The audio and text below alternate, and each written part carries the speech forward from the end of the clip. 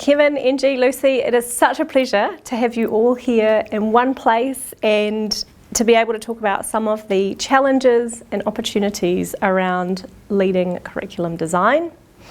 Kevin, I wanted to start with you today. How has concept-based inquiry changed your approach to curriculum design? I mean, I think as teachers, a lot of us are very used to teaching the way that we were taught. And so as a history teacher, even the best history teachers is really a lot about facts, a lot about names and dates and important events in history. And when I started out teaching 20 years ago now, that's how I kind of taught as well. I looked at the important events that I needed to teach and to try to get those events to make meaning for my students as best as possible. And so I started really kind of starting to look at concepts with the IB MYP, the middle years program. But being involved in the CBCI and learning about concept-based inquiry really kind of revolutionized the way that I teach now. And I think I always tell my students, not many of you guys are going to go study university at university. I usually make a joke about don't do it because there's no money in it. But and so it's really made me think about what I need to teach to my students, what's important to them moving forward. And knowing a particular name, knowing a particular date is not important. I mean, it is, but it's not as important as these timeless and universal concepts that I can teach my students. And so I think also with the pandemic, it's really gotten me to think about what is important. During the pandemic, during virtual school, we really stripped down everything that we taught. Even the IB, the International Baccalaureate Diploma, they took away a lot of the stuff. And so it really allowed us to focus on what is important. And it was amazing that there was a lot of things that we were doing in school that wasn't important. And so I think CBI has really kind of taught me how to leave the superfluous stuff and really hone in on the most important things. Yeah, it gives an incredible tool, I think, to articulate what are we doing here? What's the intent? What's the purpose of this learning? So what is important? What stays in a curriculum when we're paring everything back and saying we actually don't need to do some of this? What's left? I think what's left is these, I mean, I don't want to just say concepts, but these transferable ideas that run throughout time, run throughout place, looking at ideas of power, versus globalization, and like, for example, in history, which is what I teach, these things that are timeless, that can go to any situation, and that students can kind of internalize even into the modern day. So we look at some of the horrible events that are happening in the Ukraine, and they can see that, unfortunately, that this pattern repeats, that but also the solutions could repeat as well. And so, getting these students to think about things in that way, I think are timeless and important. Yeah. And has that made the learning more meaningful for your students? I believe so. Yeah, I think so. I mean, I think it's brought back a joy of learning. The students are no longer concerned about what's on the summative or what's on the test, and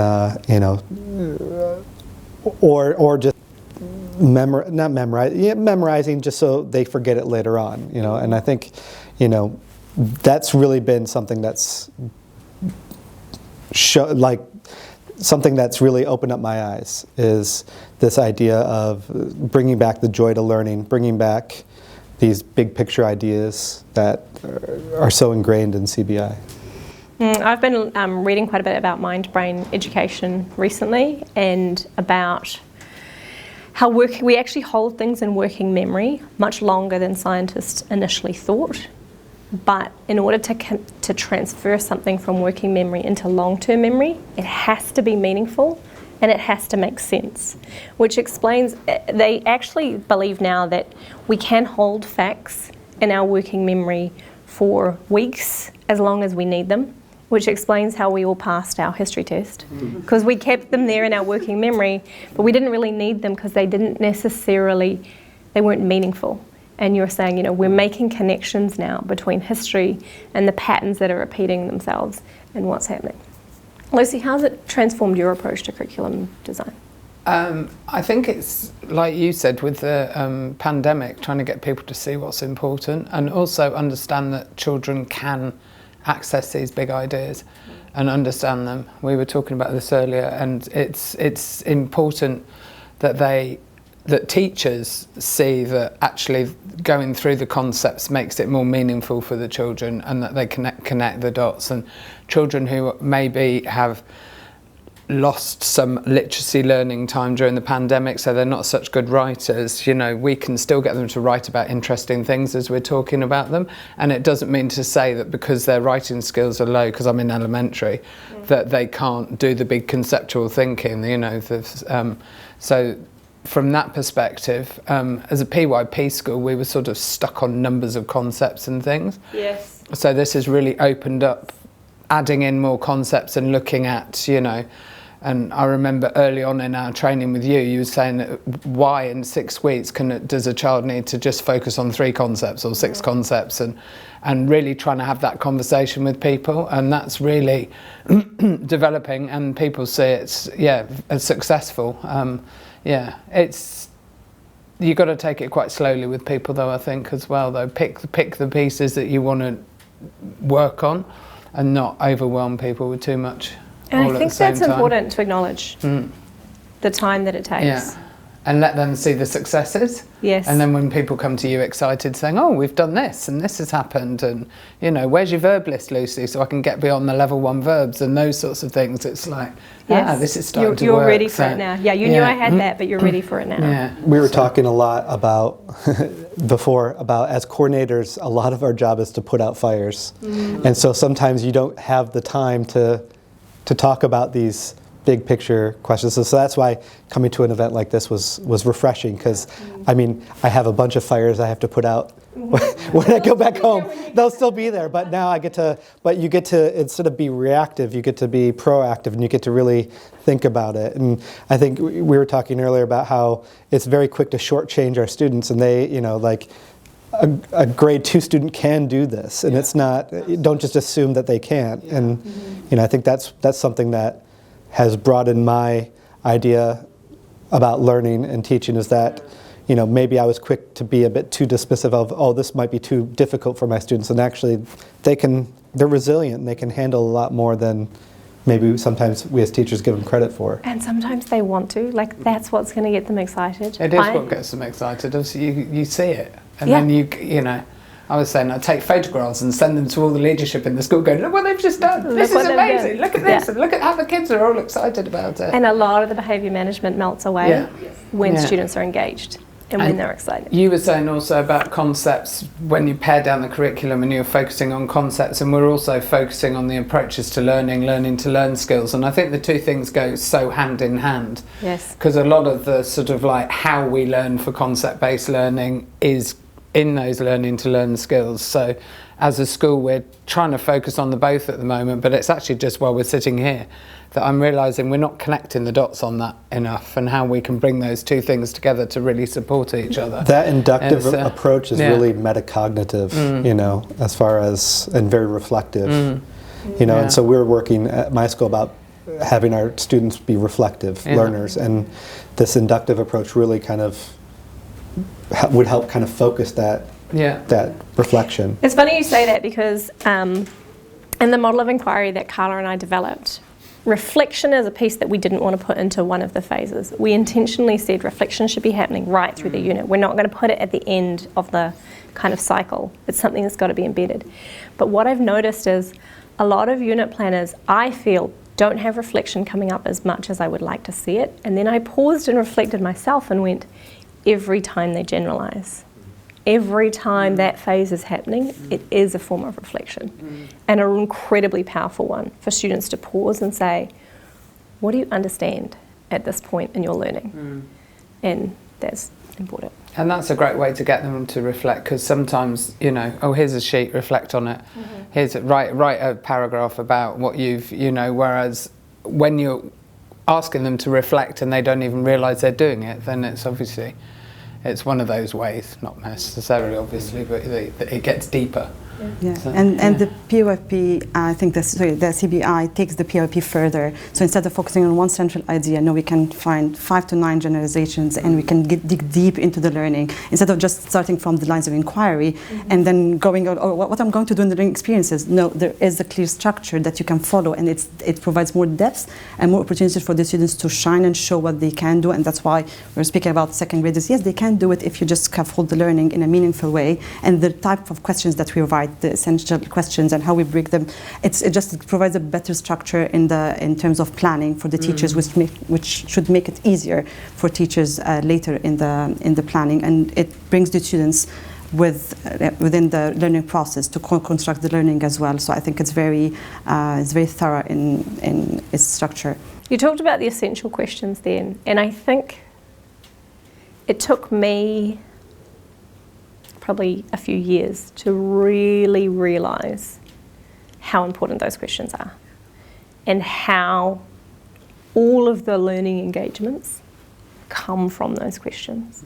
For a long time, when I first understood a concept-based approach, I was so excited by this idea of why would we have one understanding in 6 to 8 weeks? And I wrote the questions and went through that process, but I didn't really see how fundamental to the learning those questions were. And actually, by the time you've planned your questions, your learning experiences are half done. You then have to say, what can I do to make this question meaningful? How do I pair my case studies with the questions? So I think is one of the things in leading this kind of curriculum change is, we've done this unit before, we've got these great activities, and I'm trying to stop people using the word activity to a learning engagement or experience, because you want students more engaged and more involved in it. And the unit's not about your activities. It might be that some of these learning engagements you've done before are perfect and will fit these conceptual understandings, but we need to think about those and then the questions that are going to drive the learning.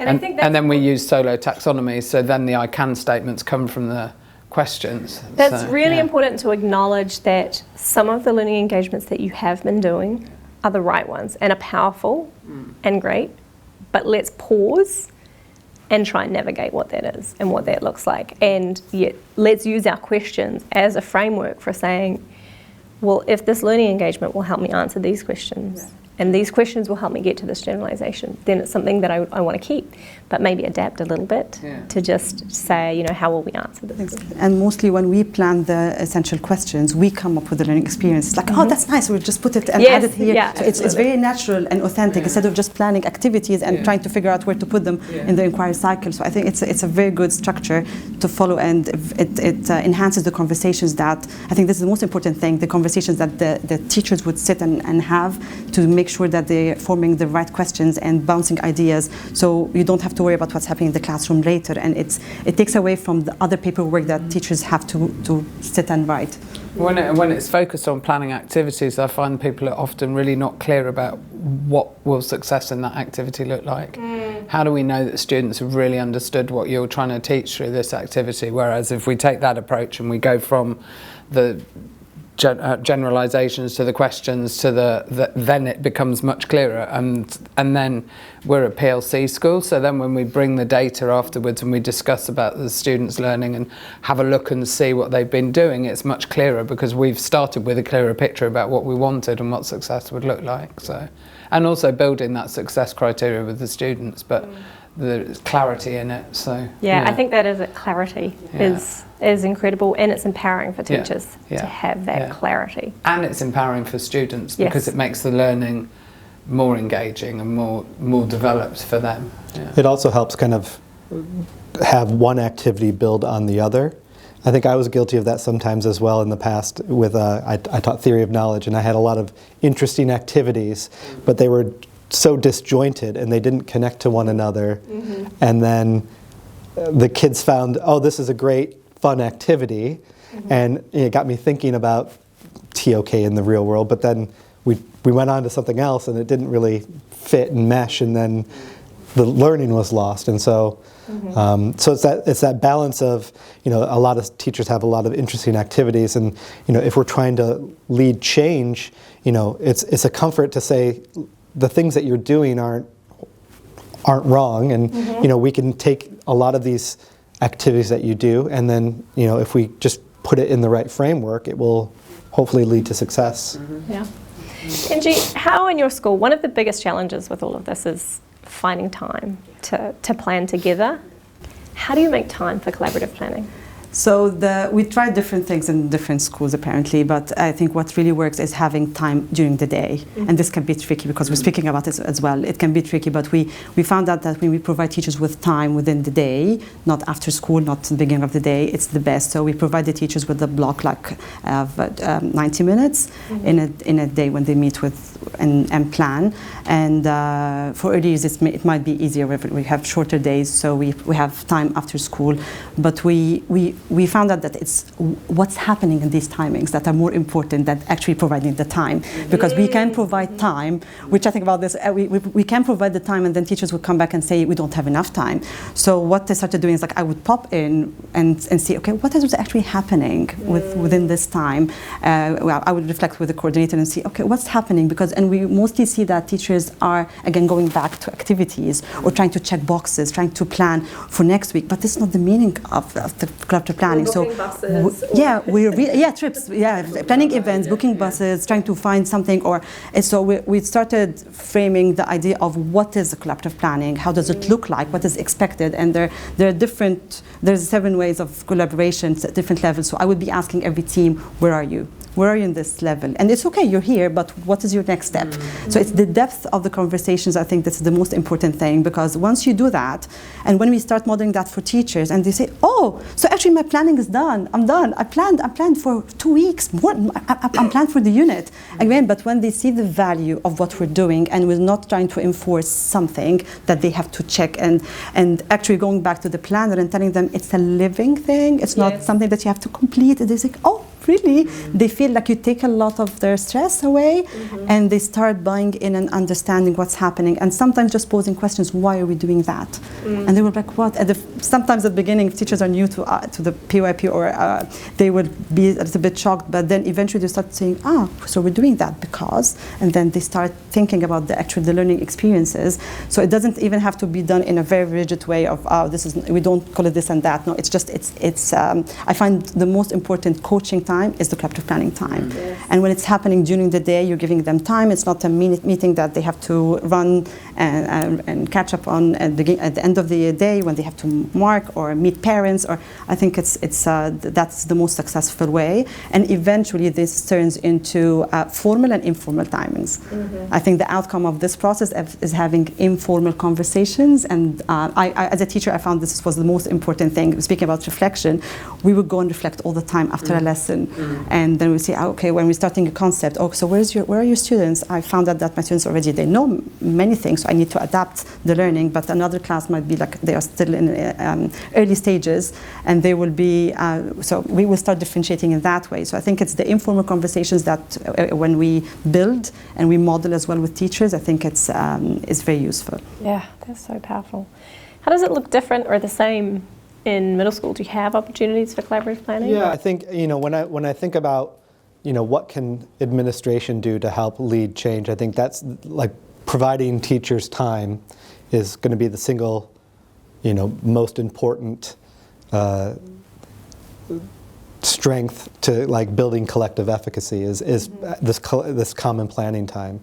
I think sometimes it's difficult because depending on the size of the school, you might be a singleton, in your subject. So, in my school we have one psychology teacher, and that's it. And she teaches psychology, and she doesn't teach anything else. And so collaborating is maybe not as authentic as it could be. I mean, we do our best, but the global politics teacher and the psychology teacher collaborating, they're working at cross purposes sometimes. But I think providing that, if a school is committed to a environment of collaboration, then the best thing they can do is build the time in there. And it's amazing how big of a change you can make with just little tweaks to a timetable, to provide all of the humanities or social studies teachers with a one period where they have the same period off, or all the science teachers, and it's a headache for administrators sometimes, but I think it leads to lasting results. I used to always put my hand up to do the timetables, and it was for that very reason of I actually, although it took me days, probably weeks actually, it gave me an opportunity to advocate for the students and what made sense for them. So I was thinking about when should 5-year-olds have their specialists? Should it be in the morning or the afternoon? And it gave me an opportunity to advocate for collaborative planning. And something that we did actually was put a period every day for collaborative planning. So, and the same time every day actually. So the grade 1 teachers had the same time every day for collaborative planning. And it also meant, it was an incredibly powerful thing to do, because it meant that they could have their reading at the same time, and that they could have their writing at the same time, and that they could put inquiry time where they would get into their program of inquiry units at the same time of the day. But that really took such a jigsaw puzzle to rethink it and to almost kind of scrap everything that we'd had and go. And the principal was so supportive that we sat down together with these literally moving pieces of a puzzle to make that possible. Our school works like that. We have set collaborative times, 90 minutes a day. But what we're finding, and we had a big discussion about this literally the day before I came away, is there's a couple of things. One is some teams have a tendency to sit for the 90 minutes and teacher work time is getting lost. So actually, and the meetings are supposed to be 45 minutes. Some teams run them in the second half so they can't overrun. What is the role of EAs in those meetings? Because sometimes they bring fantastic value and extra information and perspectives and things, but sometimes they're just kind of sat there so they could be using that time more usefully. And also, really, what does collaborative planning look like? Because it's all very well to say to a team, right, here's your agenda, here's your time, off you go. And we work on a hub model, so we're all teaching in the same space. It's a big horseshoe space, but it's wonderful, but it takes a lot of planning. And so we've had people sort of taking responsibility for a curriculum area this year, which means sometimes that people are just being handed lessons or slides. So how do we make that really, really collaborative so everybody's involved in formulating those understandings and sitting and formulating the questions, and then they might be delivered slightly differently, or we give the student, the idea is to move to giving the students more choice as to where they go, what do they need to do to progress. So it's so I think, yes, time is really important, but also working on the how we do it. And I love that you're all asking those questions in terms of what does it mean? Yeah. What is it? And it's concept formation around what is collaborative planning, and what is its purpose? What does it mean? What does it look like? What could it look like? And actually building a shared understanding of how do we make that or maximise that as the most valuable part of. I think you just planned a day of orientation for me, thank you. Yeah, absolutely. Hey, look, one of the things that I love to do in terms of professional learning for teachers is use a lot of the concept formation strategies that we use in the classroom in terms of, and also the engagement strategies, like a 4-corner debate. Is collaborative planning meaningful? I strongly agree, I disagree, I strongly disagree. To be able to actually voice that, if not, why not? And then, what does it even mean? So let's create a Freya model, or let's actually do and is not sort in terms of this is collaborative planning and this is not collaborative planning. Because you could be planning, but it might not be purposeful collaborative planning. And is booking the buses, as I was saying earlier. Is that collaborative planning? Is that what that time is? Or I'm taking a lead in this subject, so I'm going to sit in this meeting and do all the talking, and you're just going to inform me about what's happening. Information sessions are and I think part of the again, going back to us being PLC and using data. So once we've done the initial engagements with the students, to the provocations to see their understanding, is actually all of us taking those, discussing what are we seeing, what are our next steps, and looking at it group, and it might be that then I'll go and create the slides from the discussion we've had, but it's a discussion that we've all had together, and that way we're making sure that we're thinking about all 70, 80 kids in the cohort, and And doing these things really gets a lot of teacher buy-in as well. I think you see all these teacher memes about here's another meeting that could have been done in an email. We have that all the time with some of our administrators, not mine. but when you have purpose, when you have goals, when you have collaboration, it really invigorates teachers as well, I think. Because they're not just sitting in a meeting listening to whatever, they're actively engaged. It's similar to how we would want our classrooms to be. We don't want our students just sitting there. Well, going back to what you were saying earlier, they actually have their planning done, and it's good planning as a result of that meaningful time. I think it allows us also to know our teachers. So as administrators, we have to do lots of observations, but having those meetings, I think these are the most productive ways of understanding where everyone is, because in the end, usually my findings would be like, oh, this team needs to focus on this. This is their baby step now. But another team is a very highly, and they understand concepts, so I can start from another starting point. It allows us to know our teachers and connect with them better instead of just having random observations. It provides meaning to the school life, I would say.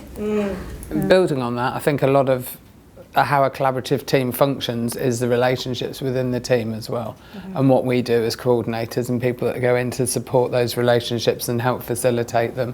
And there are times when there's going to be cognitive dissonance, which is a great thing to have because it's a good discussion piece, but how do we support people in not taking those bits personally, and how do we help to build a really good sort of team efficacy together where people are really pushing in the same direction? And that doesn't mean to say they need to have all the same opinions and same outcomes necessarily. It's sometimes better if they don't. That's when we actually get to the heart of what's meaningful. And I think we're speaking about agency now, providing teachers agency, because usually I would be getting questions like, are you happy with that? It's not about me being happy or approving your plan. And sometimes you just tell them, okay, go and try it out and come back with your reflection. And really, that's it? Yeah, this is the autonomy that we want you to have with your students. So we have to model it for you, and it takes away from the stress or the comparisons, and sometimes you model conflicts as well, conflict resolutions. So it builds the community in a very meaningful way. So it's more beyond just planning what we're learning. It goes beyond building teams and